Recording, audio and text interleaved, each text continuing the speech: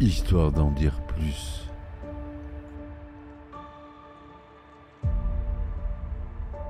Trois mois avec combien de temps de retard? Bien sûr, mon cousin, tu es né en 1079 et monsieur est un écuyer de Jeanne d'Arc et moi je suis la reine d'Angleterre, non? Ok? Un son! Silence, Mao, je parlemente. Ce qu'il appelle les bouleros, c'est du dragonal. Bonjour, bienvenue sur Histoire d'en dire plus cinéma. Aujourd'hui, on parle d'un film qui m'a marqué.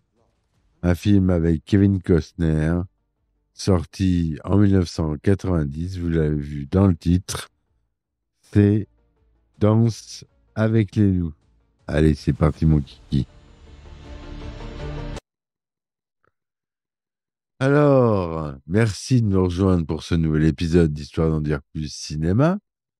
Je suis ravi de vous accueillir pour explorer ensemble l'histoire fascinante derrière Danse avec les loups.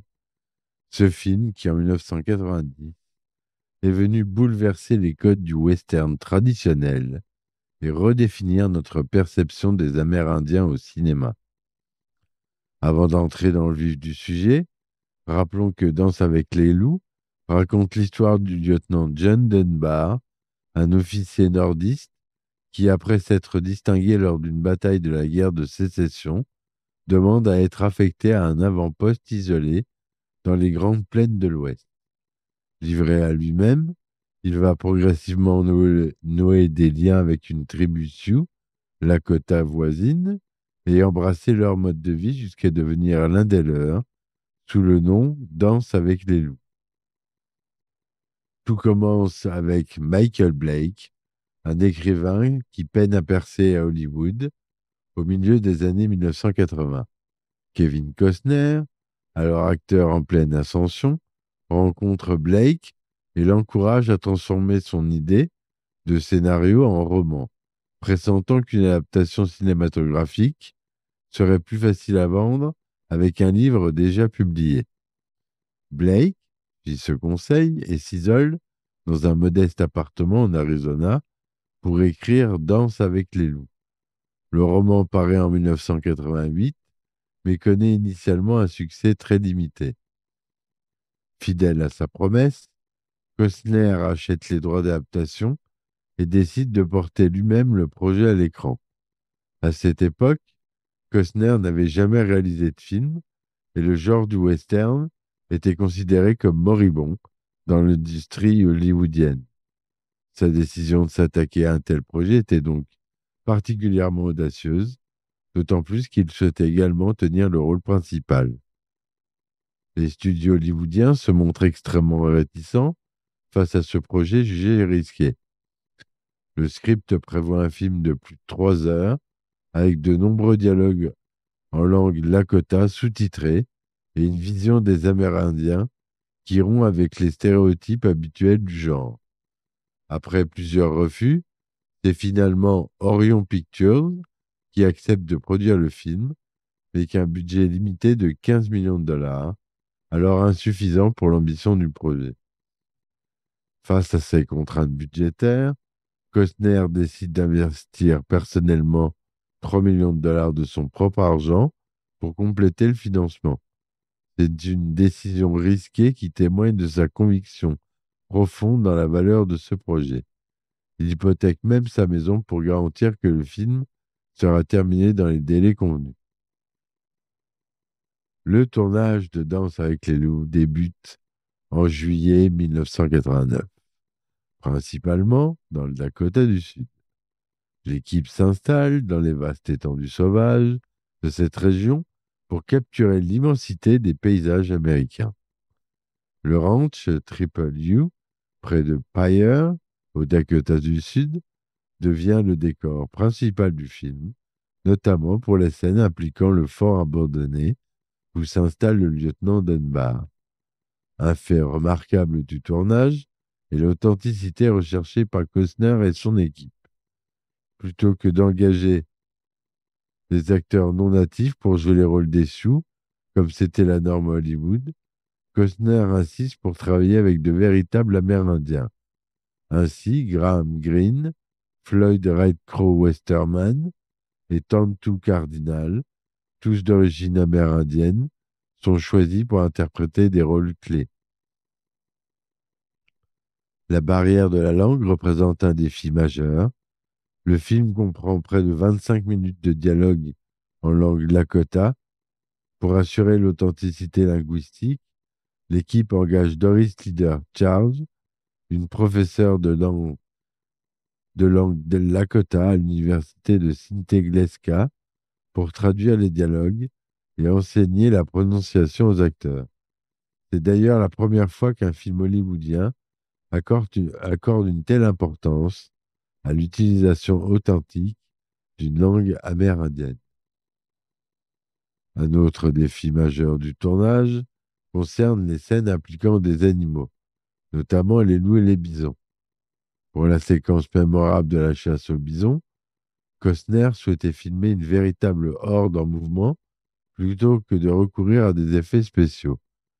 L'équipe travaille donc avec le troupeau de 3500 bisons du ranch Trapeleux pour capturer ces images spectaculaires. La logistique de cette séquence est titanesque. Plusieurs caméras, des cavaliers expérimentés et des mesures de sécurité strictes sont nécessaires pour filmer cette scène dangereuse, mais visuellement époustouflante.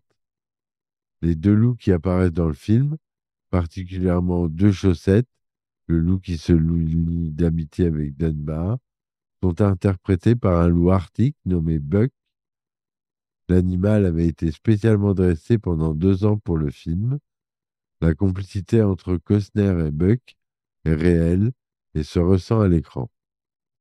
Bien que de nombreuses précautions aient été prises pendant le tournage des scènes où ils interagissent ensemble. Les défis d'un premier film. En tant que réalisateur débutant, Costner fait face à de nombreux défis. Le tournage en extérieur est à la merci des éléments naturels, des tempêtes retardent plusieurs fois la production, les conditions climatiques extrêmes du Dakota du Sud mettent à rude épreuve l'équipe et le matériel. Un budget initial se révèle rapidement insuffisant et les dépassements s'accumulent. Le film finira par coûter près de 22 millions de dollars, bien au-delà des 15 millions initialement prévus. Une anecdote célèbre du tournage concerne la scène où Dunbar et Kicking Bird, joués par Graham Greene, tentent de communiquer malgré la barrière de la langue. Lors d'une prise, Greene improvise une réplique en lakota qui fait éclater de rire tous les Amérindiens présents sur le plateau. Costner, ne comprenant pas la blague, demande une traduction et découvre que Greene venait de dire « Ce homme blanc est stupide ». Cette improvisation spontanée a finalement été conservée dans le montage final, ajoutant une touche d'humour authentique à la scène. Le montage du film représente également un défi de taille. La première version dure plus de 4 heures et est jugée commercialement inacceptable par le studio. Après d'intenses négociations, Costner parvient à conserver une durée de 3h15 pour la version cinéma, un compromis qui préserve l'essentiel de sa vision tout en répondant aux contraintes commerciales. La musique, un élément crucial du succès de Danse avec les loups, est sa bande sonore, composée par John Barry. Costner approche le célèbre compositeur, notamment connu pour les scènes et des thèmes de James Bond, après avoir été profondément ému par sa musique pour Out of Africa. Barry accepte le projet et crée une partition symphonique majestueuse qui amplifie l'émotion des images et l'ampleur épique du récit. La composition du thème principal est entourée d'une anecdote intéressante.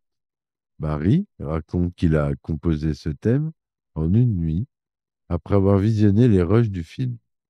Inspiré par les vastes paysages de l'île et l'histoire de rédemption, il crée cette mélodie devenue iconique qui capture parfaitement l'esprit du film.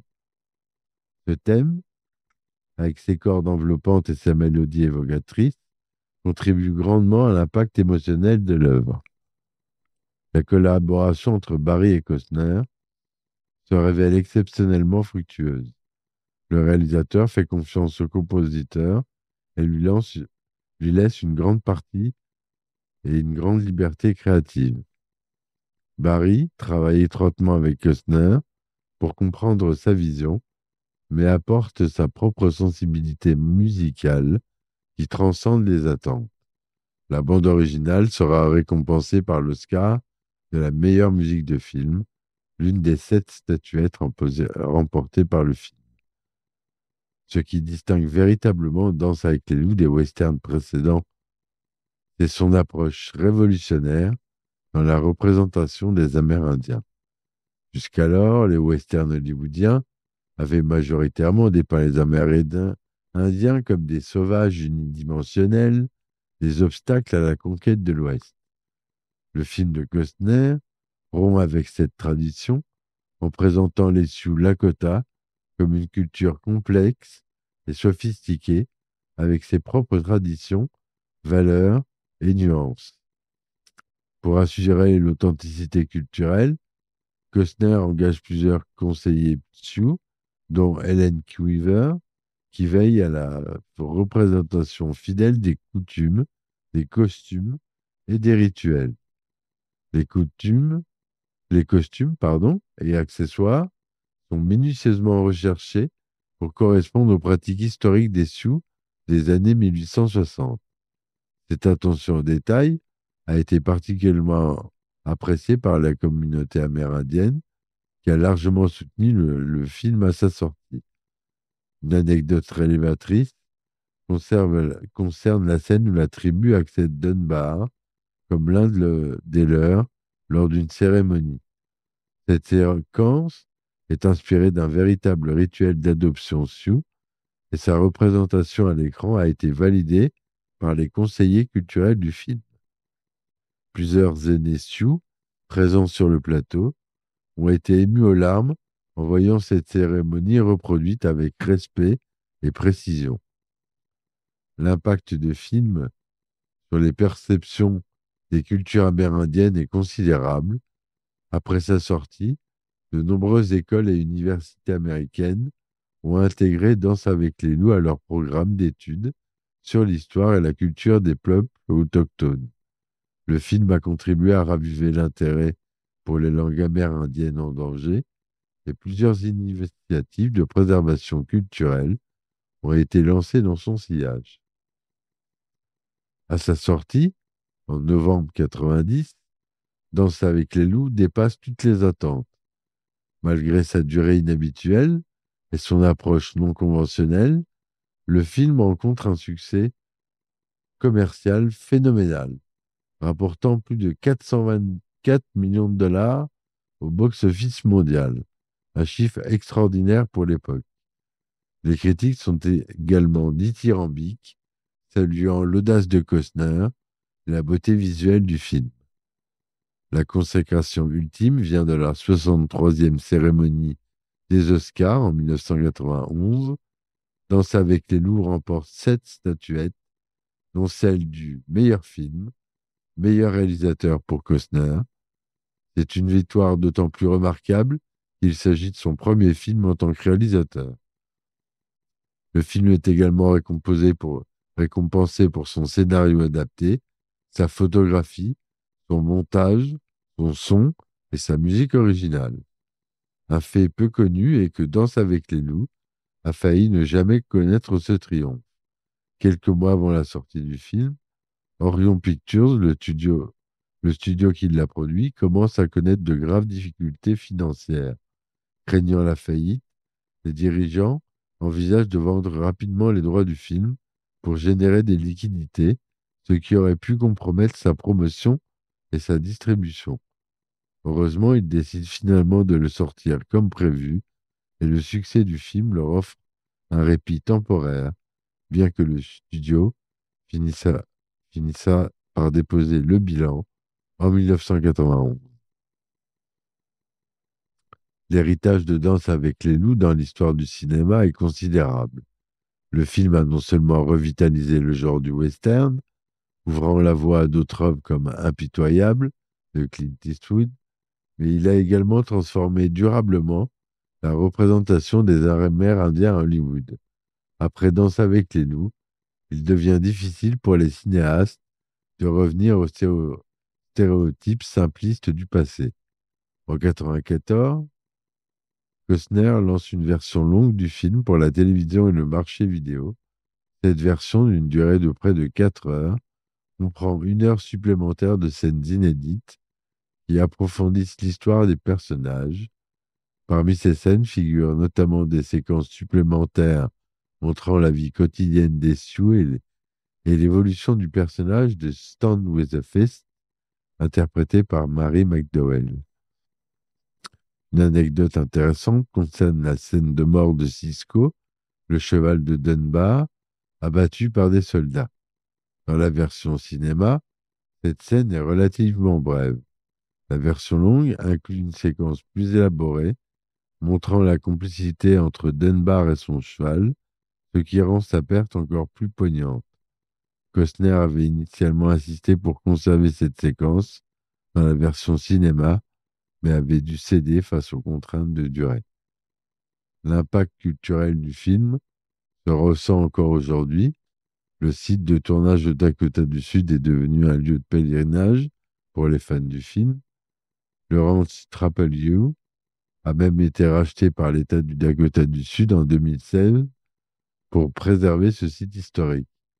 De nombreux acteurs amérindiens considèrent encore leur participation à ce film comme un tournant dans leur carrière et dans la représentation de leur culture à l'écran. 30 ans après sa sortie, Danse avec les loups résonne toujours avec le public contemporain. Ces thèmes d'acceptation culturelle, de respect de l'environnement et de remise en question des récits historiques dominants trouvent un écho particulier dans notre société actuelle, préoccupée par la justice sociale et la reconnaissance des peuples autochtones. Kevin Costner lui-même considère ce film comme l'œuvre définitive de sa carrière.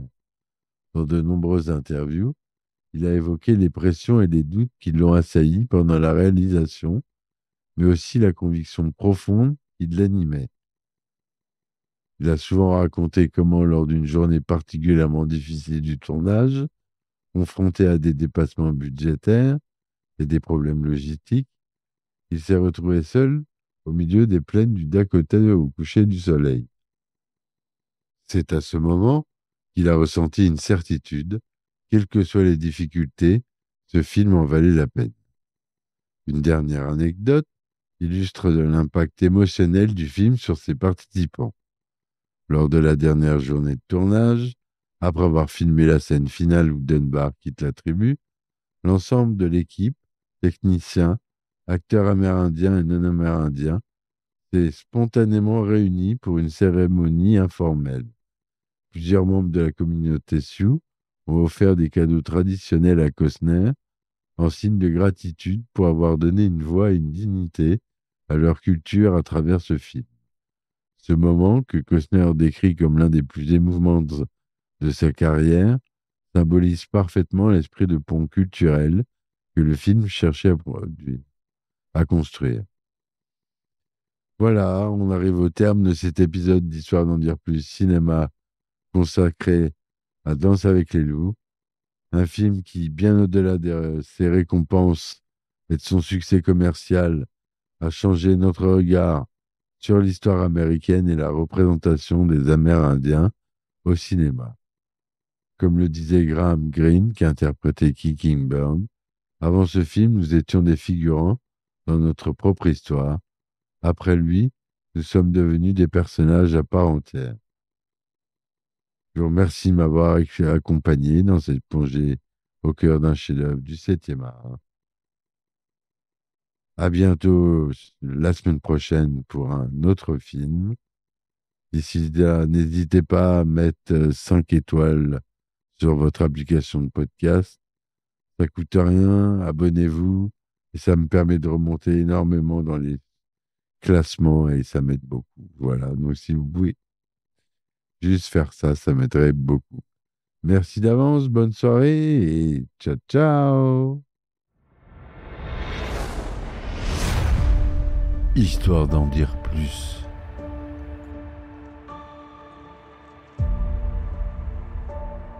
Mais 3 mois avec combien de temps de retard? Bien sûr, mon cousin, tu es né en 1079 et monsieur est un écuyer de Jeanne d'Arc et moi je suis la reine d'Angleterre, non? Ok? Silence, Mao, je parlemente. Ce qu'il appelle les boulereaux, c'est du dragonal. D'autres personnes? Quel genre de personnes? Ça serait des gens comme vous.